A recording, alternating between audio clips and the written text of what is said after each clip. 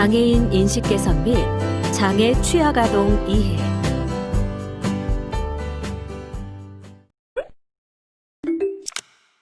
혹시 선생님들은 자신의 약점이 무엇이라고 생각하시나요? 사람은 누구나 강점과 약점이 있기 마련입니다. 어떤 선생님은 부끄러움을 잘 타 남 앞에 서면 얼굴이 빨개지기도 할 것이고, 어떤 선생님은 깜빡깜빡 건망증이 심하기도 할 겁니다. 아니면 성격이 불같아서 불의를 보면 참지 못하고 화를 내는 선생님이 있는 반면, 영어 울렁증이 있어서 외국인만 만나면 말 한마디 못하는 선생님도 계실 겁니다. 이것은 비단 선생님뿐일까요? 우리 아이들을 보아도 같을 것입니다. 발표를 못하는 아이, 몸으로 하는 놀이를 싫어하는 아이, 노래 부르기를 꺼려하는 아이. 그렇다면 한쪽 다리가 불편한 선생님이 있습니다. 이 선생님은 어떠한 문제가 있는 것일까요? 이것은 누구나 갖고 있고 가질 수 있는 하나의 특성일 뿐입니다. 장애 또한 그렇습니다. 그러나 우리는 장애와 장애인을 바라보는 잘못된 편견과 프레임이 있습니다. 오늘 이 시간을 통해 내가 갖고 있는 편견이 무엇이며 우리는 장애인을 어떻게 인식하여야 하는가 학습하도록 하겠습니다. 이번 차시는 장애인 인식 개선 및 장애 취약 아동 이해의 이해 시간으로 오늘은 장애 알아보기, 장애 아동 복지 지원법, 장애인에 대한 에티켓, 장애인 인권, 그리고 드림 스타트에 대해 살펴보도록 하겠습니다. 이번 시간에 학습할 내용에 대한 학습 목표를 알아보겠습니다. 오늘 학습을 마치고 나면 여러분들은 장애의 개념에 대해 설명할 수 있으며 장애인에 대한 에티켓과 장애인의 인권에 대해 설명할 수 있습니다. 그리고 드림 스타트에 대해 설명할 수 있습니다. 그럼 지금부터 본격적인 학습을 시작해 보도록 하겠습니다.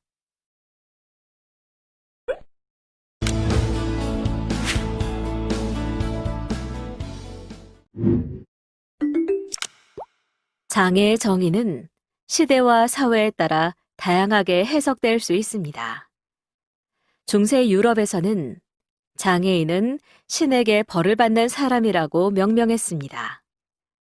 조선시대에는 장애인은 단지 몸이 불편한 사람일 뿐 그 이상도 이하도 아니라고 명명하였고, 세계보건기구는 장애인은 선천적, 후천적으로 신체 및 정신 능력의 결함이 발생, 스스로 생활을 영위할 필요 조건을 전혀 갖출 수 없거나 부분적으로 갖출 수 없는 모든 사람이라고 명명하였습니다. 장애인 복지법에서는 장애인은 신체적, 정신적 장애로 인하여 오랫동안 일상생활 또는 사회생활에 상당한 제약을 받는 자라고 하였으며, 장애인 고용 촉진 및 직업재활법에서는 장애인이란 신체 또는 정신상의 장애로 장기간에 걸쳐 직업생활에 상당한 제약을 받는 자라고 명명하였습니다.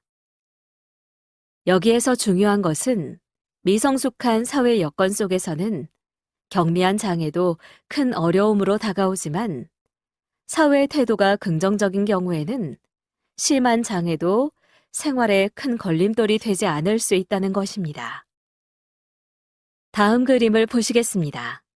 어떻게 보이시나요?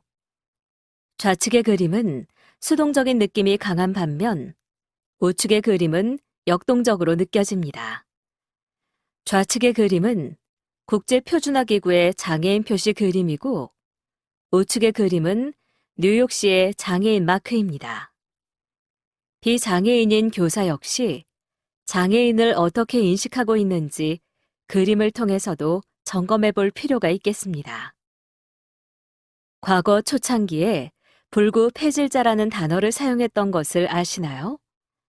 1970년대까지 장애인을 불구 폐질자라 불렀던 때가 있었습니다. 그러다가 1981년 심신장애자 복지법이 제정되면서 심신장애자라 불리기 시작했습니다. 1989년 장애인 복지법으로 전면 개정되면서 지금처럼 장애인이라 불리고 있습니다. 장애인을 지칭하는 호칭은 동시대 사람들의 인식을 잘 보여줍니다. 미국에서도 장애인의 용어를 장애를 강조한 disabled people에서 사람을 강조한 people with disabilities로 다시 개인을 강조한 person with disabilities로 바뀌었습니다. 선생님들은 혹시 장애인이라는 표현보다는 장애우라는 표현이 더 적절하다고 생각하시나요? 한 설문조사에 많은 선생님들이 장애우가 더 적절한 표현이라고 응답하였는데요. 장애가 있는 사람에 대한 호칭은 다양하지만 법적인 용어인 장애인이라고 부르는 것이 가장 적절합니다. 또 장애가 없는 사람을 정상인이라고 호명하거나 일반인이라고 호명하는데 이는 적절한 표현이 아니며 장애가 있는 사람은 장애인, 장애가 없는 사람은 비장애인이라고 호칭하는 게 가장 적절합니다. 장애 인구에 대해 다음을 클릭하여 살펴보세요. 현재 우리나라의 장애 유형은 총 15가지로 크게 신체적 장애와 정신적 장애로 나눌 수 있으며 신체적 장애는 다시 외부기관의 장애와 내부기관의 장애로 나누어집니다. 이러한 장애 범주는 1999년과 2003년에 걸쳐서 확대된 것으로 앞으로도 우리나라의 장애 유형과 범위는 점차 확대될 것으로 예상됩니다. 그럼 앞서 말한 장애 유형 중 우리가 가장 흔히 접하는 장애 유형을 중심으로 좀 더 구체적으로 알아보도록 하겠습니다. 지체장애는 몸통과 팔다리의 불편을 겪는 장애를 말하며 절단장애, 관절장애, 지체기능장애, 변형 등의 장애로 구분합니다. 지체장애인의 비율은 2017년 기준 전체 장애인의 51.4%로 가장 큰 비율을 차지하고 있으며 대부분의 지체장애가 사고나 산업재해, 질환 등의 후천적 원인에 의해 발생하고 있습니다. 우리가 장애인이라고 하면 흔히 떠올리는 휠체어 이용 장애인이 여기에 포함될 수 있습니다. 뇌병변 장애는 뇌성마비, 뇌졸중, 외상성 뇌손상 등 뇌 이상으로 인한 마비로 보행과 일상생활에 제약을 받는 장애입니다. 신체적 장애 외에 언어장애나 시각장애 등이 동반되어 나타나는 경우가 많아 대부분의 사람들이 편견을 가지고 있지만 언어장애가 있다고 해서 지적 능력이 낮은 것은 아닙니다. 시각장애는 빛이 눈으로 들어와 뇌까지 전달되는 과정 중 어느 부위가 손상되어 시력을 잃거나 시야가 결손된 것을 말합니다.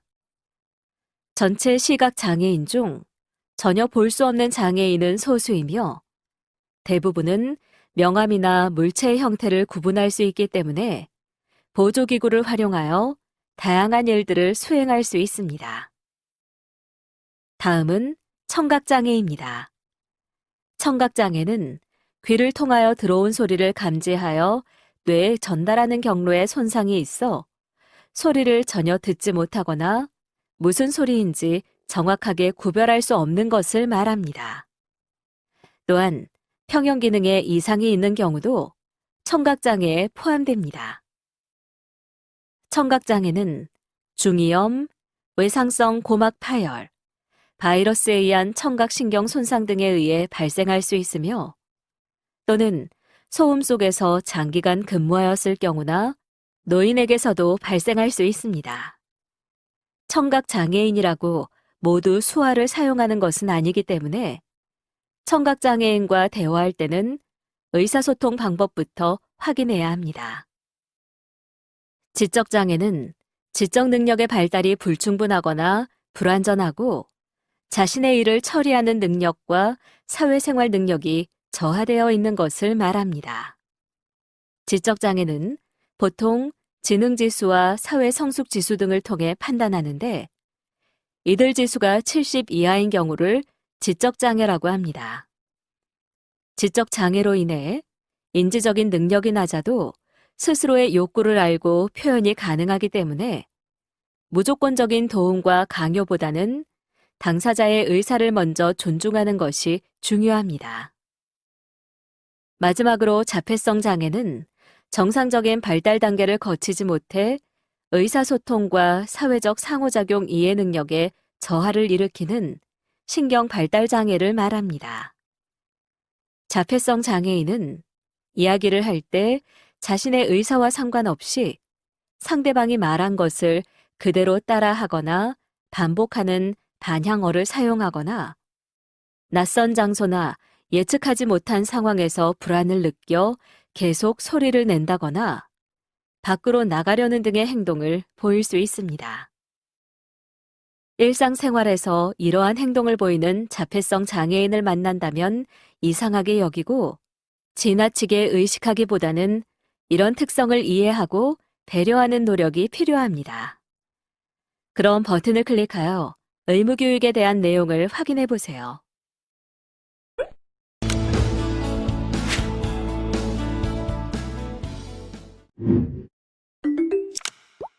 장애아동 복지지원법이란 법률 제14,332호로 일부 개정되어 2016년 12월 2일부터 시행된 법입니다.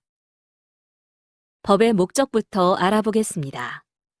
이 법은 국가와 지방자치단체가 장애아동의 특별한 복지적 욕구에 적합한 지원을 통합적으로 제공함으로써 장애아동이 안정된 가정생활 속에서 건강하게 성장하고 사회에 활발하게 참여할 수 있도록 하며 장애아동 가족의 부담을 줄이는 데 이바지함을 목적으로 한다라고 제1조에 명시되어 있습니다. 즉, 장애아동들의 권리를 지키고 마음껏 뜻을 펼칠 수 있도록 만들어진 법안입니다. 장애아동이란 18세 미만의 사람 중 장애인 복지법에 따라 등록한 장애인을 말합니다. 다만 6세 미만의 아동으로서 장애가 있다고 보건복지부 장관이 별도로 인정하는 사람을 포함합니다.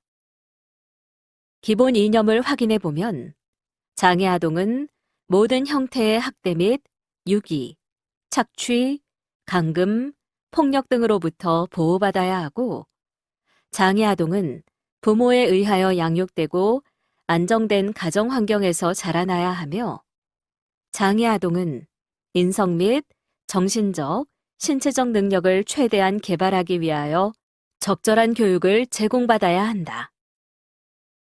장애아동은 가능한 최상의 건강 상태를 유지하고 행복한 일상생활을 유지하기 위한 의료적, 복지적 지원을 받아야 하며 장애아동은 휴식과 여가를 즐기고 놀이와 문화예술 활동에 참여할 수 있는 기회를 제공받아야 하고 장애아동은 의사소통 능력, 자기결정 능력 및 자기권리 옹호 능력을 향상시키기 위한 교육 및 훈련 기회를 제공받아야 한다고 명시하고 있습니다.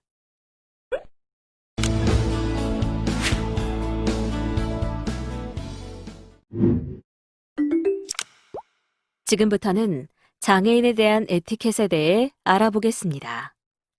먼저 발달 장애인에 대한 에티켓입니다. 발달 장애인을 대할 때에는 발달 장애인 나름의 특성을 가졌을 뿐 비장애인처럼 감정을 느끼는 같은 사람임을 인식하고 배려하여야 합니다.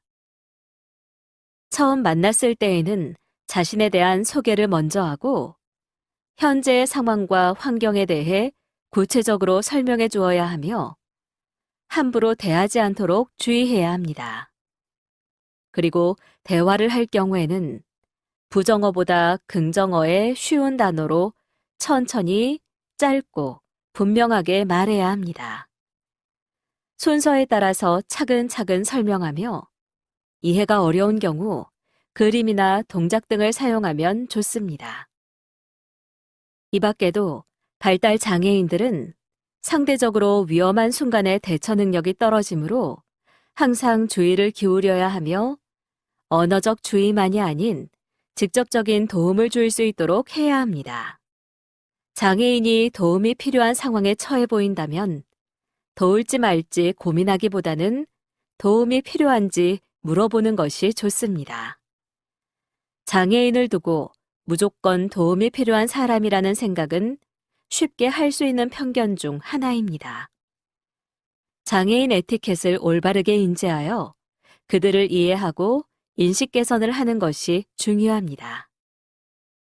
다음은 지체장애인에 대한 에티켓입니다. 하지의 장애를 가지고 있는 사람들에게 계단이나 턱 도로의 연석은 이동하는데 커다란 장애물이 됩니다. 하지만 이런 장애물은 장애에 따라 다른 사람의 도움을 필요로 하기도 하고 아니기도 합니다. 계단을 오를 때는 휠체어를 뒤로 뉘어 앞바퀴가 들리도록 하여 밀고 계단을 내려올 때는 휠체어 사용자에게 앞으로 내려오는 것이 좋은지 뒤로 내려오는 것이 좋은지 물어본 다음 어느 쪽으로 내려오든지 휠체어 앞바퀴가 들리도록 한 상태로 내려오면 됩니다. 이때 휠체어 사용자의 상체가 휠체어 등받이에 붙도록 하여야 합니다. 보행 장애인은 가파른 계단을 이용하기 어렵습니다. 그러나 잡을 수 있는 견고한 난간이 있으면 도움 없이 계단을 이용할 수 있습니다. 보행 장애인의 계단 이용을 도와줄 때는 장애인 옆으로 걸으면서 팔을 뻗어 장애인의 팔을 잡아 의지하고 균형을 유지할 수 있도록 합니다. 더 큰 도움이 필요한 경우는 팔로 장애인의 허리를 부축하고 계단을 오릅니다. 계단을 오르내릴 때 장애인의 팔을 잡은 것은 별로 도움이 되지 않으며 균형을 잃어 넘어지게 할 수도 있습니다. 청각장애는 소리를 들을 수 없거나 들어도 분별하기 어려운 상태를 말합니다. 소리를 들을 수 있게 되면 발음이 고르지 못하게 되고 그대로 방치하면 말을 하지 못하게 됩니다. 따라서 청각장애는 의사소통의 장애라고 할 수 있습니다. 말할 때는 눈을 보면서 발음을 천천히 정확하게 하고 필요하면 반복해서 말해주며 업무나 할 일을 지시할 때는 시범을 보이거나 쉬운 글로 써서 설명합니다. 그리고 시간, 장소 등 꼭 기억해야 할 사항은 알려준 즉시 다시 물어봐서 이해했는지 확인하며 회의에서 진행되는 상황을 중간중간 알려주고 얘기할 기회를 줍니다. 또한 예기치 못한 일이 벌어진 경우에는 그 상황을 설명해 줍니다. 다음은 시각장애인입니다. 혹시 선생님들은 안내견에 대해 알고 계신가요? 안내견은 앞을 보지 못하는 시각장애인의 안전한 보행을 돕는 보조견, 목적견인데요. 안내견은 1819년 빈에 있는 맹하학교에서 시작했지만 1916년 독일에서 전상으로 인한 맹인이 증가하자 맹인 안내견 학교를 개설하면서부터 안내견 훈련소, 안내견에 대한 개념이 생겼습니다. 그럼 버튼을 클릭하여 시각장애인 안내견을 위한 에티켓에 대한 내용을 확인해 보세요.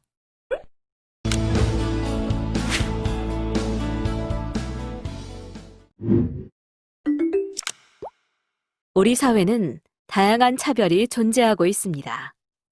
그 중에서도 심각한 차별에 노출되어 있는 게 바로 장애인입니다. 이러한 차별을 막기 위해 장애인 차별금지법이 제정되었습니다. 장애인 고용촉진 및 직업재활법 제1조에서는 장애인이 그 능력에 맞는 직업생활을 통하여 인간다운 생활을 할 수 있도록 장애인의 고용촉진 및 직업재활을 꾀하는 것을 목적으로 한다고 명명하고 있습니다. 그럼 장애인 차별 금지법에 대해 좀 더 살펴보겠습니다. 장애인 차별 금지법에는 고용과 교육 등 모든 생활 영역에서의 차별을 금지하여 장애인의 참여와 평등권을 보장할 것을 명시하고 있습니다. 이 법에서 금지하는 차별이라 함은 장애인을 장애를 사유로 정당한 사유 없이 제한, 배제, 분리, 거부 등에 의하여 불리하게 대하는 경우, 장애인에 대하여 형식상으로는 제한, 배제, 분리, 거부 등에 의하여 불리하게 대하지 않지만 정당한 사유 없이 장애를 고려하지 아니하는 기준을 적용함으로써 장애인에게 불리한 결과를 초래하는 경우, 정당한 사유 없이 장애인에 대하여 정당한 편의 제공을 거부하는 경우, 정당한 사유 없이 장애인에 대한 제한, 배제, 분리, 거부 등 불리한 대우를 표시하거나 조장하는 광고를 직접 행하거나 그러한 광고를 허용, 조장하는 경우, 그리고 장애인을 돕기 위한 목적에서 장애인을 대리, 동행하는 자에 대하여 1에서 4의 행위를 하는 경우, 또한 보조견 또는 장애인 보조기구 등의 정당한 사용을 방해하거나 보조견 및 장애인 보조기구 등을 대상으로 사에 따라 금지된 행위를 하는 경우 등이 이에 해당합니다. 장애인 고용정책은 할당 고용제와 비할당 고용제로 나눌 수 있습니다. 할당 고용제는 장애인 고용 촉진 및 직업재활법에 따라 근로자의 일정 비율을 장애인으로 의무 고용하는 정책입니다.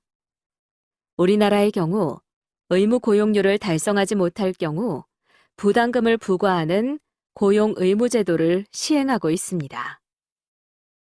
비할당 고용제는 장애인 차별금지법이나 노동법에 의거하여 장애인 고용률을 높이는 형태이며 고용에 있어 차별을 금지하고 장애인의 직무 요건을 충족시키는 데 필요한 조치를 의무화하고 있습니다. 현재 적극적 장애인 고용 의무제를 채택하여 정부와 지자체는 3.2%, 50인 이상의 근로자를 고용하는 사업주는 2.9%의 장애인 의무 고용률을 부과하고 있습니다. 이러한 적극적인 제도를 통해 장애인 고용률은 점차 증가하고 있지만 장애인 고용에 대한 인식은 아직도 부족하여 함께 일하는 분위기 조성을 위해서는 더 많은 노력이 필요한 상황입니다. 독일의 천재 작곡가로 불리며 대중에게도 널리 알려진 베토벤도 30대 무렵 청각을 잃는 장애를 가졌었습니다. 하지만 그의 음악적 재능은 정상적 신체를 가진 사람보다 훨씬 더 위대했다는 것은 누구나 잘 알고 있는 사실입니다. 선생님들은 장애인을 볼 때 무엇이 먼저 보이십니까? 우리는 장애를 먼저 볼 것이 아니라 사람을 먼저 보아야 합니다.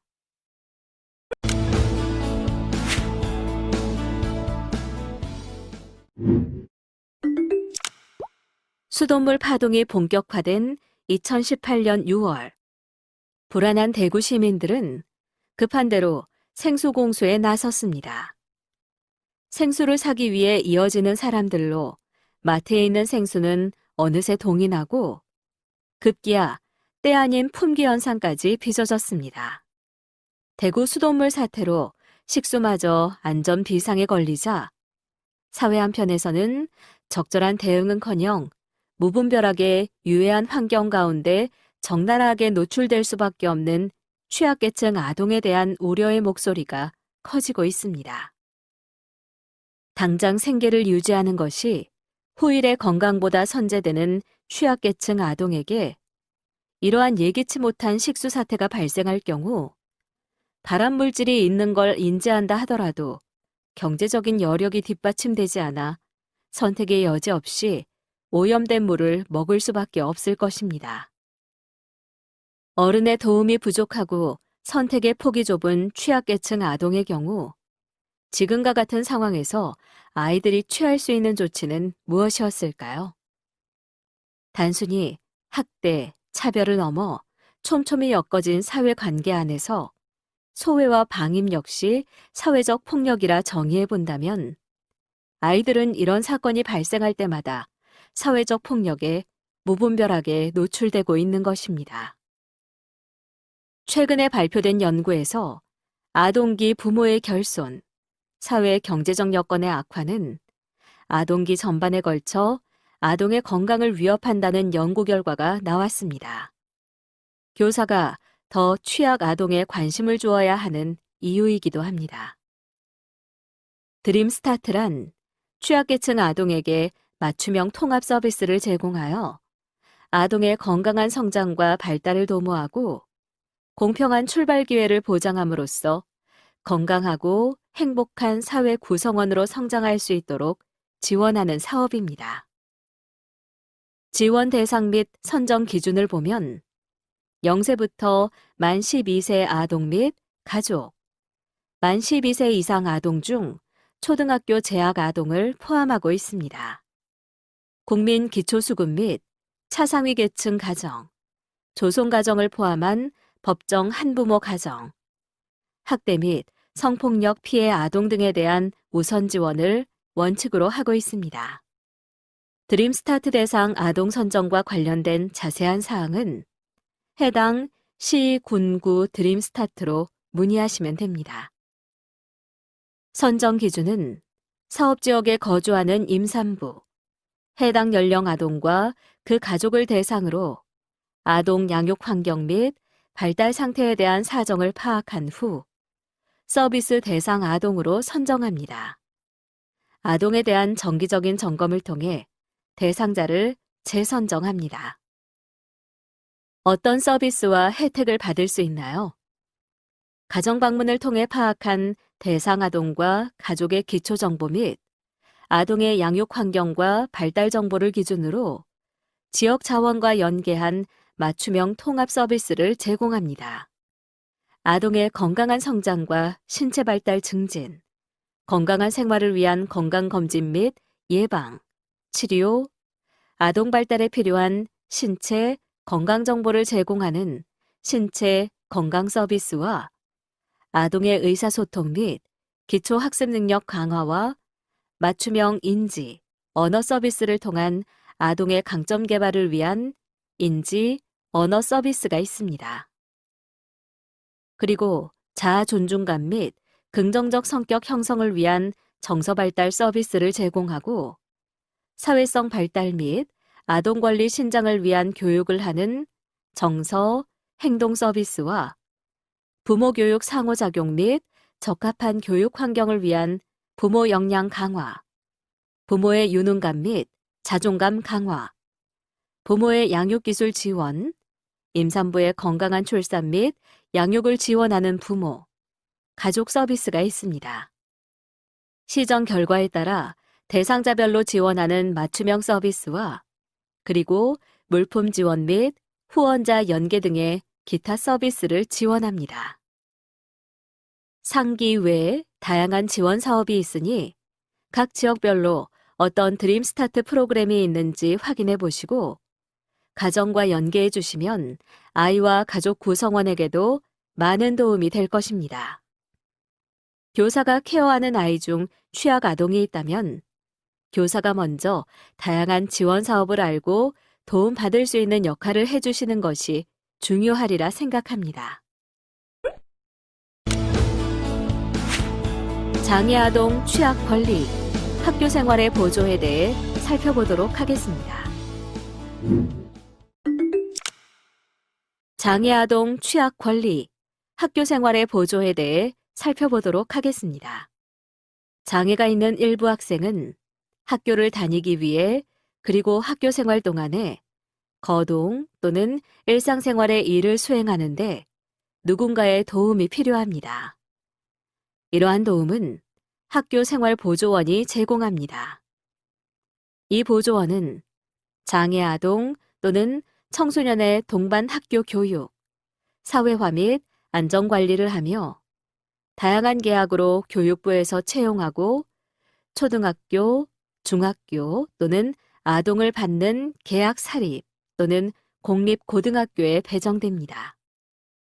학교 생활 보조는 포괄적 교육을 위한 지역 단위와 포괄적인 교육 반 수업처럼 단체 학교 교육 구조에 개입해 교사에게 도움을 주는 그룹 학교 생활 보조와 한 아이만을 동반하는 개별 학교 생활 보조와 같이 두 가지 유형으로 구별됩니다. 학교 생활 보조는 생도들 일상생활에서 동행, 젊은이들이 견습 활동에 진입할 수 있도록 동행, 생도들 학교 생활과 관계 생활 지원, 그리고 학부모와 전문가들과 연계하여 개별 학교 교육 프로젝트의 구현 및 모니터링에 참여와 같이 4가지 유형의 활동을 제공합니다. 다음의 질문에 대한 각자의 의견을 입력하고 저장하기 버튼을 클릭하세요. 전문가 의견 보기를 클릭하면 전문가의 의견을 살펴보실 수 있습니다. 이번 시간의 학습 목표를 잘 성취하였는지 퀴즈를 통해 확인해 보도록 하겠습니다. 지금까지 배운 내용을 떠올리며 천천히 읽어보시기 바랍니다. 내용을 출력하여 필요할 경우 한 번 더 살펴보면 더 많은 도움이 될 수 있습니다. 이번 시간에는 장애인 인식 개선 및 장애 취약 아동 이해에 대해 살펴보셨습니다. 수고하셨습니다.